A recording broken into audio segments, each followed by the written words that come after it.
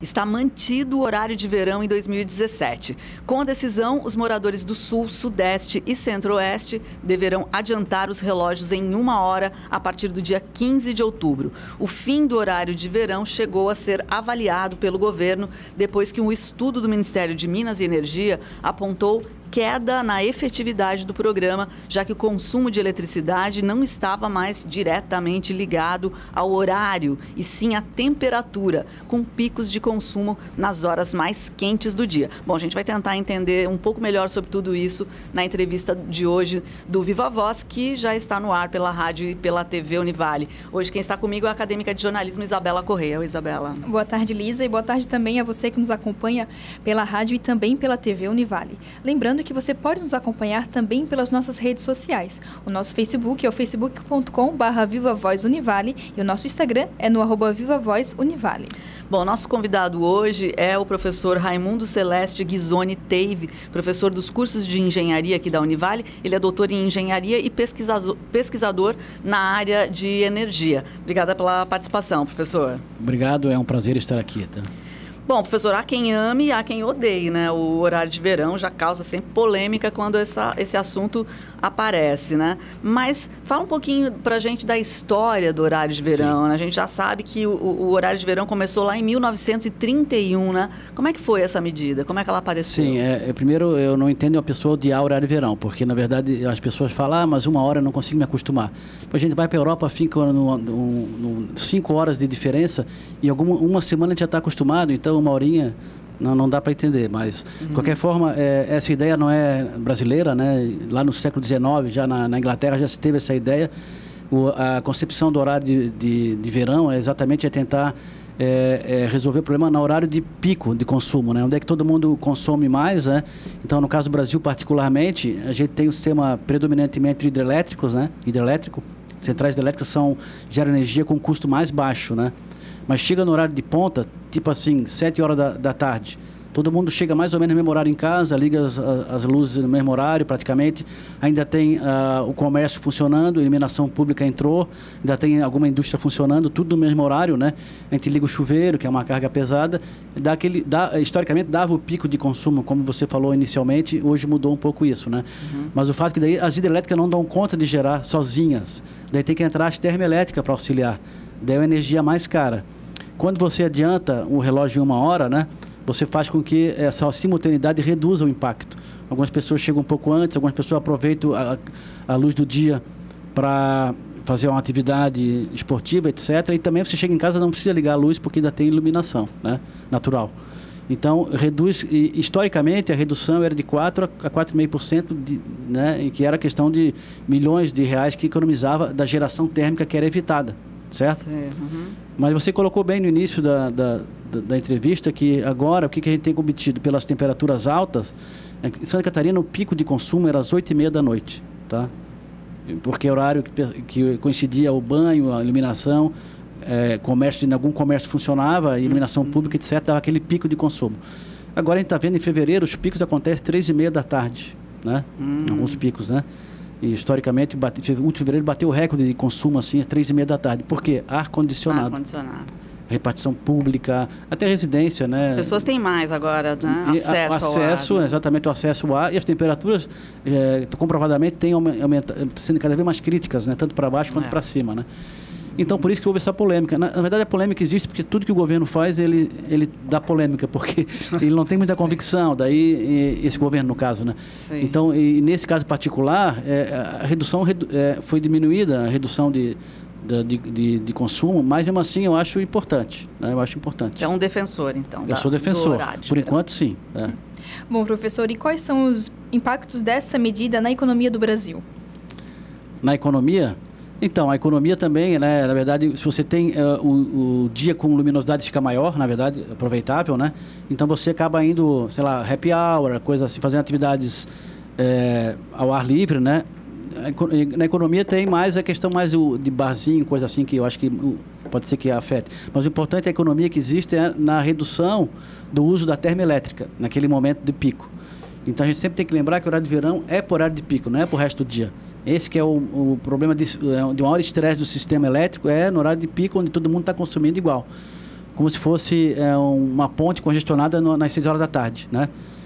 Então, você não tem como construir outra ponte. Então, você tem que fazer com que o pessoal de determinado... Uma época fizeram assim, o pessoal que trabalha numa empresa grande, o turno de saída vai ser horário defasado dos outros para não dar aquela coincidência de consumo, né? Então, o horário de verão faz com que não haja tanta coincidência no consumo no horário de ponta.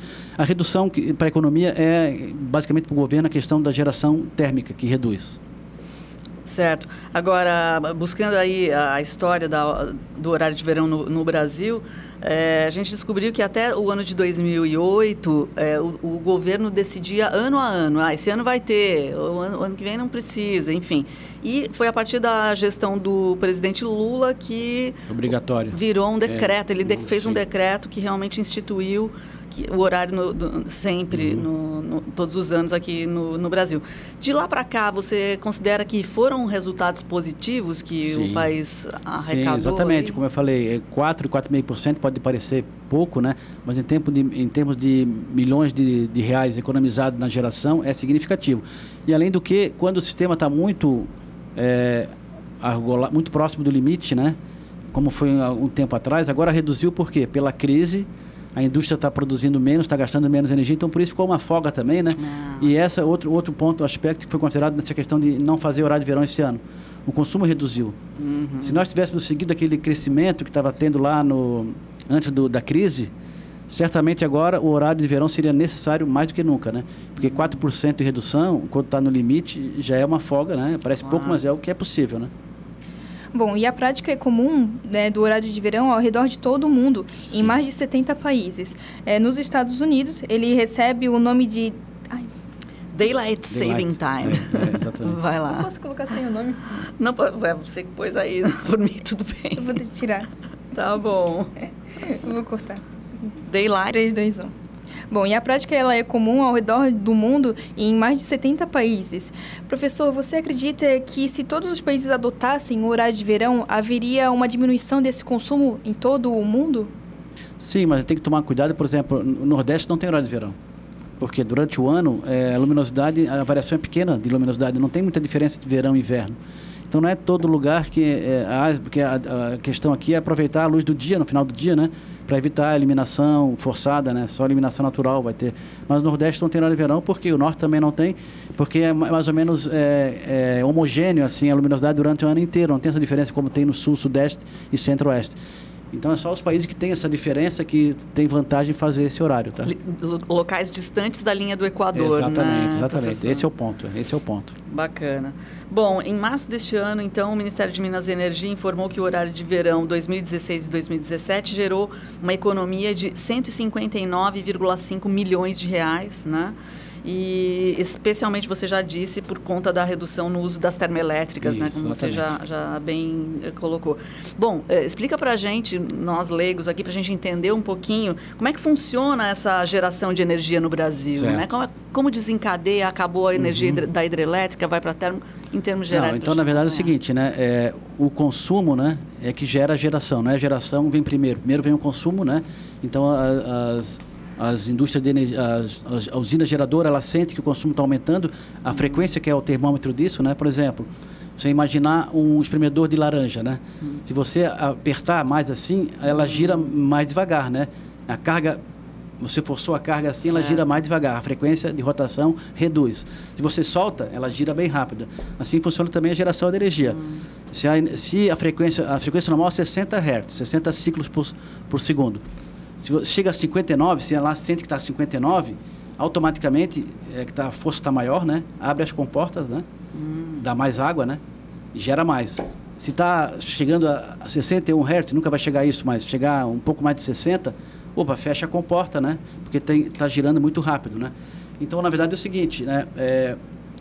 Com o aumento do consumo, né? A geração tem que seguir isso aí. E as hidrelétricas têm uma capacidade, então 70% é hidrelétrica. No horário de maior consumo, ela não dá conta de sozinha alimentar o país inteiro. Então, só as hidrelétricas não conseguem nos horários de pico. Exatamente. Então, entra as térmicas que são mais caras, né? Certo. Carvão, gás, né? São 2, 3 vezes mais caro do que a geração hidrelétrica, né? Então, a ideia é minimizar esse impacto da geração termoelétrica, além de ser mais poluente também, né? Claro. Mas a ideia no futuro, com as redes inteligentes, né? É uma das características da redes inteligentes é geração local. O que seria geração local? Estimular geração fotovoltaica, por exemplo, eólica na casa. Mais fotovoltaica, né? Então, países como o Japão, a Alemanha, e agora a China está entrando forte na geração fotovoltaica, por isso os preços estão caindo, né? Então, antigamente você tinha lá uma casa com 4 pessoas, em 20 anos se pagava o investimento na geração fotovoltaica, botar um telhado para gerar energia, né? Aquela do solar. Solar, mas para gerar energia elétrica, não só aquecimento, né? Perfeito. E durava só 20 anos. Hoje em dia elas duram 25 anos e você se paga, pelo preço que está alto da tarifa, 5 anos, 6 anos você paga investimento. Então já é muito vantajoso, né?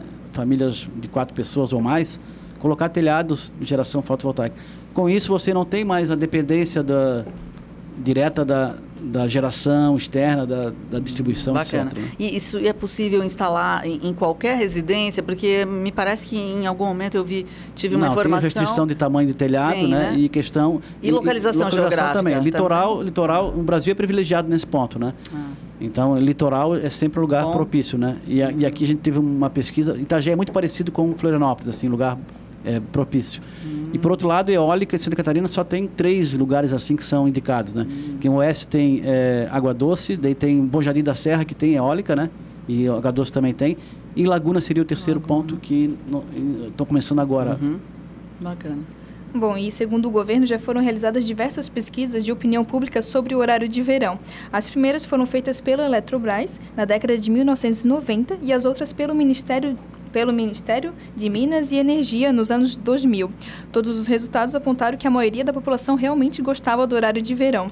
Professor, você acredita que ainda hoje a maior parte da população brasileira prefere o horário de verão?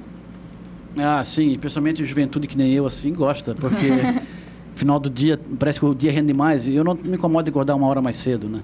Na verdade, eu já acordo 6h30, que é de noite, né? Em um momento, eu tinha um programa chamado, que tem ainda, Conversas Cruzadas, que eu participava, falar sobre isso, né? Daí apareceu um deputado lá que defendia, que até hoje é deputado catarinense, defendia o horário de verão. Daí eu perguntei por que ele defendia, que ele era contra o horário de verão, ele fez um projeto para acabar. Certo. Esse projeto está lá no Congresso ainda, né? Eu não vou citar o nome do deputado, mas daí a razão dele era que ele era do oeste e tal, daí as vaquinhas lá não se acostumavam. Isso, nós vimos isso. E os vizinhos também, na hora de levar os filhos muito cedo, é uma maior bobagem, né? Daí eu falei assim, isso aqui é um problema técnico e tem que ser decidido tecnicamente. O Brasil precisava naquele momento, hoje não precisa tanto. Então não pode ficar decidindo, fazer um projeto-lei por causa que uma vaquinha não pode, que não consegue dar leite igual. Para.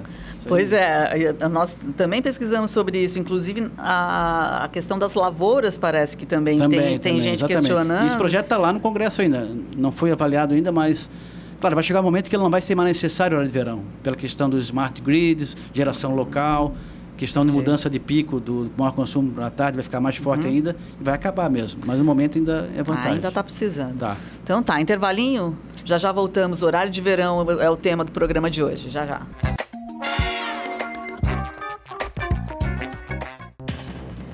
Estamos de volta com o nosso programa que hoje está falando sobre o horário de verão. O nosso convidado é o professor Raimundo Celeste Teve, que é professor de engenharia e também pesquisador da área de eletricidade.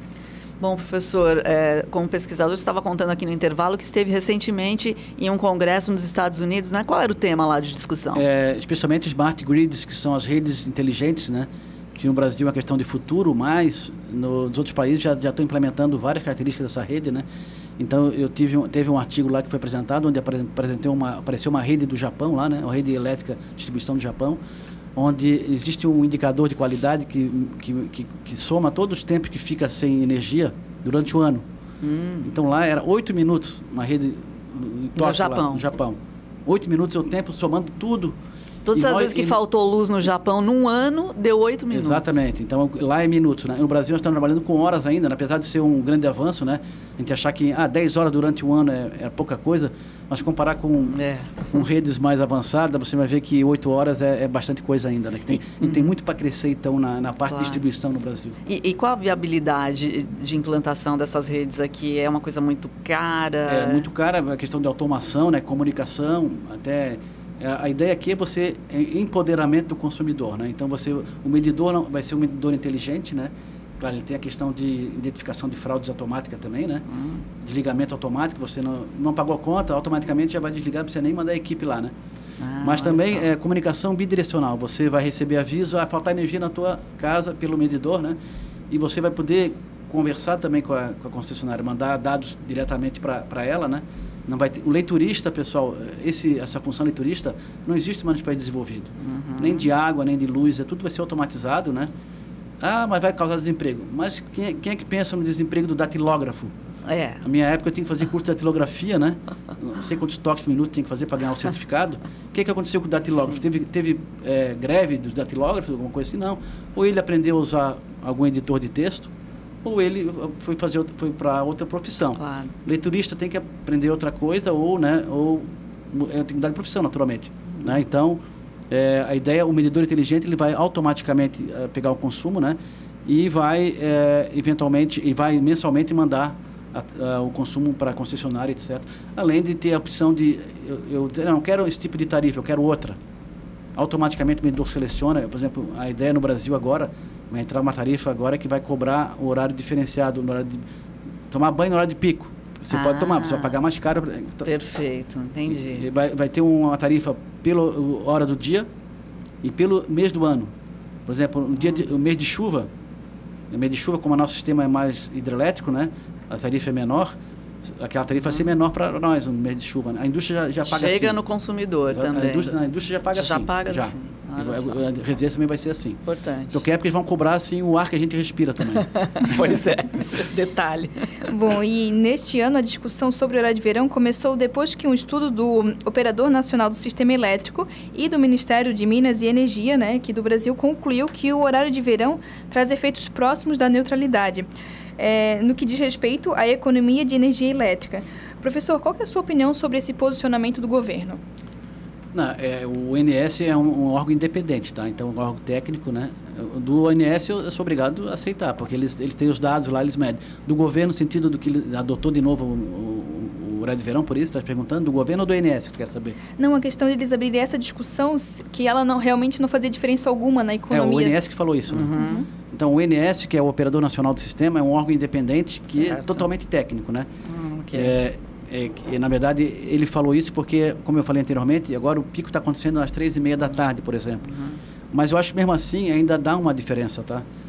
É próximo a zero, pode ser, mas é positiva. E como eu falei, a tendência é não ter mais horário de verão, porque a ideia inicial do pico do consumo final da tarde não existe mais praticamente. Agora, de novo, voltando à sua análise, né, você já pontuou algumas coisas bem interessantes para a gente compreender, né, como é que funciona a questão da distribuição, da geração e distribuição, né, de energia. A gente está vivendo também um ano de pouca chuva, né? Pelo menos agora nesse inverno foi muito seco aqui na nossa região, muito seco e tal. E com certeza reduz o armazenamento de água nas hidrelétricas. Isso também impacta no custo? Com certeza. Por isso que lá no mês passado, né, em agosto, nós estávamos com tarifa vermelha. Era R$5 a cada 100 kWh mês a mais, né? R$5 a mais. Então, por exemplo, uma casa de classe média, o cara gasta 400 kWh mês ou 500 kWh mês, vai ser R$20, R$25 a mais na conta por causa dessa tarifa vermelha, né? Em função do reservatório que está mais vazio, né? Então, isso realmente é um fator que veio a somar na conta, né? E isso acaba influenciando, justificando a manutenção do horário de verão, na sua opinião? Também, porque mesmo que a questão do estresse, né, na hora da geração do pico, né? Então, você vai ter que precisar da termoelétrica, né? 0,5%, 1% de folga já ajuda. Então, qualquer coisa já vai ajudar. Entendi. Bom, e um dos pontos positivos do horário de verão seria realmente o dia mais longo, né? Onde as pessoas acabam incentivando a população a praticar esportes, né? E a caminhadas e aproveitar mais o dia. Isso também deve entrar no cálculo dessa questão de realmente manter ou não o horário de verão? Não dá para quantificar isso, mas realmente é uma coisa que tem que ser considerada, né? Pela questão da saúde, né? Mas não dá para quantificar assim, né? Não tangível, né? Mas eu concordo que tem que ser considerado. E se a maioria do Brasil prefere o horário de verão, acho que deve ser mantido, porque mal não faz, eu acho. Tá? Mal não faz. Pois é, há quem fale que faz, né? A gente já falou, mas é bom para voltar na nossa discussão. Para a saúde, no caso? Porque alguns pontos negativos levantados por outros grupos identificam que existe uma interferência no relógio biológico, né? Eu sei que você já justificou dizendo que quando a gente viaja para fora, o relógio dá um jeito de funcionar, né? Mas talvez a manutenção por um tempo mais longo, enfim, acaba comprometendo a qualidade do sono. Tem gente que fala sobre isso, né? Aumenta as chances de problemas cardíacos, também tem outros grupos falando disso, que são 10% nos primeiros dias de adaptação ao novo horário, as pessoas ficam muito impactadas, né? Nada disso te move da sua defesa, não, professor? Tem que procurar o médico, eu acho. Isso que tem que fazer, né? Porque 1 hora eu acho que é tão insignificante. É muito pouquinho, mesmo que seja por tantos meses? Eu acho que a pessoa tem que procurar um médico, né? Legal. Bom, e segundo a revista Mundo Estranho, os estudos realizados em parte dos Estados Unidos, Austrália e Japão perceberam um aumento de consumo de energia em até 3% no horário de verão. O que pode explicar isso, professor? Bem, os Estados Unidos é totalmente diferente do nosso sistema, né? Então lá a predominância é termoelétrica, né? Então lá o horário de verão não é muito pelo pico de consumo, né? Mas aumento do consumo, né? Não sei se pode ser uma coisa aleatória, não tem muita explicação. Eventualmente, porque a ideia você ter um dia mais longo, você aproveitar mais o ar livre, né? E o ar livre você não está consumindo energia na sua casa, né? Então não dá para entender, mas é porque eu não conheço a revista Mundo Estranho, mas é muito estranha essa revista. É mais para a gente polemizar, porque são tantas opiniões que a gente ouve. Eu acho que o seu posicionamento técnico está perfeito aqui, acho que dá para a gente compreender perfeitamente, né, os funcionamentos, né, que envolvem a questão da energia, mas é muito bacana a gente poder debater também o que as pessoas estão dizendo por aí, né, sobre o horário de verão. Essa revista ela é muito interessante porque ela traz sempre fatos relacionados à ciência de uma forma de fácil entendimento, né? Legal. Pois é, inclusive, daí voltando para quem defende, né, alguns técnicos defendem porque o argumento é que o horário de verão pode influenciar positivamente até o comércio e o turismo, né? Não sei se você já leu alguma coisa a respeito disso. Sim, a questão, por exemplo, no verão, né, os dias ficam mais longos, né, a pessoa fica mais tempo na praia, né, o pessoal que vai para o litoral, por exemplo, né, mais nesse sentido, né, e eu vejo nesse sentido, aproveitar melhor o dia, eu acho que é essa a questão. Professor, o que há de novo em termos de produção e distribuição de energia no Brasil? O que tem sido feito no país de mais moderno, de tecnologia? No Brasil, por exemplo, agora o foco está sendo na que chama de geração distribuída, né? Porque inicialmente a ideia do Thomas Edison lá atrás, né, primeiro que tentou montar uma rede, ele achava que ia botar um gerador em cada casa, ele queria botar, né? Daí ele ia botar lá na verdade na casa de um banqueiro lá americano, né, que é o Stanley Morgan, eu acho o nome. Daí a mulher dele assim, não, aqui em casa não quero um gerador fazer barulho e tal, e sujeira, bota na rua. Se eu botar na rua, posso alimentar 2 casas, por exemplo. Daí vem a ideia da geração centralizada, né? Certo. Mas agora nós estamos voltando à questão da geração distribuída no sentido de você não depender tanto da rede externa. Você botar uma eólica num bairro, fotovoltaica em cada casa, painéis fotovoltaicos, você olha assim no Japão, edifícios públicos, né? A fachada parece vidro, mas painéis fotovoltaicos, né? Faz geração fotovoltaica. E também, né, a geração solar já é mais antiga, né? Você gerar aquecimento de água, né, via sol, né? Isso já é mais antigo. E, por exemplo, lá em casa eu tenho já 12 anos e funciona muito bem. As mesmas placas. Né? No inverno e no verão? No inverno e verão, porque a questão é um litoral bem privilegiado em termos de radiação solar, né? Perfeito. Claro, quando está 3 dias chovendo, aí tem que ligar o backup lá e tal. Mas o fato é que a geração distribuída é um dos pontos que a geração local, né, está sendo incentivada até pelas próprias distribuidoras, né? Bacana. Evitar aqueles grandes hidrelétricas, né, grandes usinas termoelétricas, de fazer mais distribuído para não precisar tanto da linha de transmissão, né? Bacana. Professor, muito esclarecedor, muito obrigada pela participação aqui com a gente. À disposição. Esse foi então o professor Raimundo Celeste Ghisoni, professor dos cursos de engenharia aqui da Univale, que é doutor em engenharia, pesquisador na área de energia. Vamos ter que encarar mais um horário de verão, então, Isabela. É isso aí, aproveitar então essa hora extra do dia. E muito obrigada a você que nos acompanhou em mais um Viva Voz, lembrando sempre de segunda a sexta-feira, a partir da 1h30 pela rádio e também pela TV Univale. Até mais.